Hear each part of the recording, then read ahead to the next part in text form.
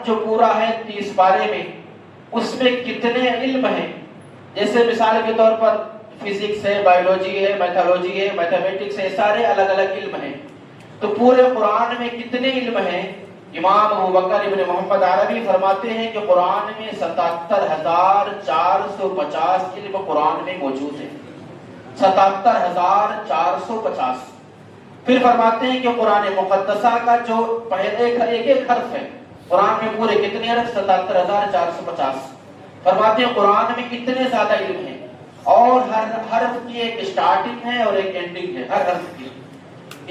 ہر حرف کا ظاہر بھی ہے جو ظاہری طور پر ہم اور آپ کو معنی نظر آتا ہے، اور ہر حرف کا ایک باطنی معنی بھی ہے۔